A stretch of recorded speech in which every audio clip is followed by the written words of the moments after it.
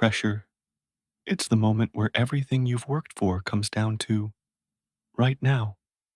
Most people crumble, but Michael Jordan, he was the master of that moment. Or was he? What if I told you the secret to Michael Jordan's legendary clutch performance was that he never actually had to perform under pressure at all? What if, by the time the game started, the victory was already guaranteed? It sounds impossible, but by the end of this video, you will understand the one method he used to make the most stressful moments of his career almost irrelevant. We are about to unearth the three pillars of a mindset that made him unbreakable.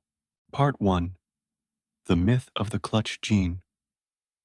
The common belief is that some people are just born with ice in their veins. But that's a dangerous myth. It lets us off the hook. Jordan himself said, "I've missed more than 9,000 shots. I've failed over and over and over again in my life. And that is why I succeed." This isn't a man born without fear. This is a man who engineered a system to make fear obsolete. He didn't rise to the occasion. He defaulted to a level of training so intense that the game felt like a step down in difficulty. This system was built on three core pillars. Part 2. The three pillars of winning under pressure. So how did he make the game easy? He built his victory on these three pillars. Pillar number 1, train beyond the limit. While his opponents slept, Jordan was in the gym for his breakfast club. He would push his body to utter exhaustion with his trainer, and then he would attend the official team practice. Why? He was deliberately conditioning himself to perform at a high level while fatigued. So, when the fourth quarter of a real game arrived and his body was screaming, it was just another Tuesday morning. He had already been there. He had already performed through it. Pillar number 2, manufacture consequences. Pressure comes from consequence. So Jordan created it artificially in every drill. He made bets with teammates on every shot, $100, a round of push-ups. He understood a crucial secret. If you consistently raise the stakes in practice, the stakes of the real game feel familiar. His practices were famously more intense than the games themselves. He didn't just practice shooting. He practiced shooting when something was on the line. Pillar number 3, rehearse the moment. Jordan didn't just practice the physical act. He practiced the entire emotional experience. He would stand at the free throw line, close his eyes, and vividly visualize the exact scenario. Game 7, 3 seconds left. He would hear the crowd, feel the weight of the moment, and then he would shoot.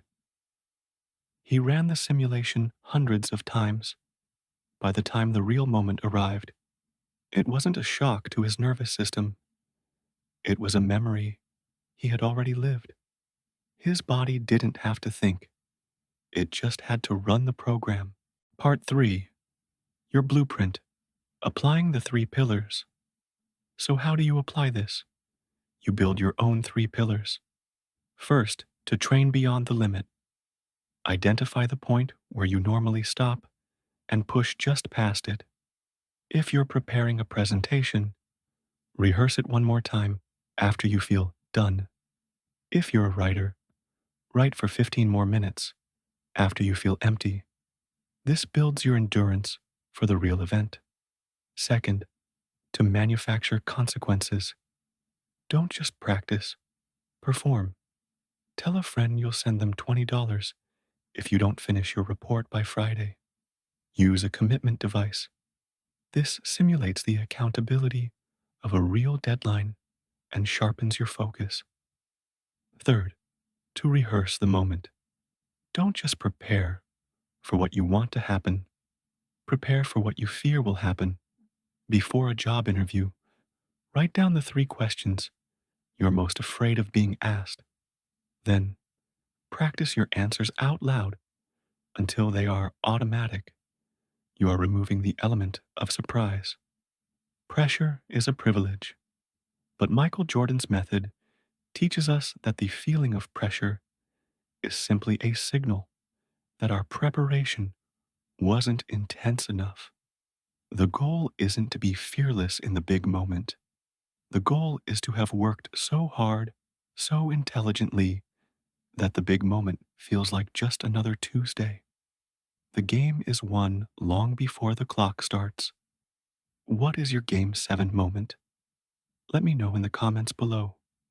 If this idea provided value, subscribe to Unearthed Wisdom for more, and share this video with someone who needs to hear this message. Every share helps unearth this wisdom for another mind. Now go put in the work. The game is already yours to win.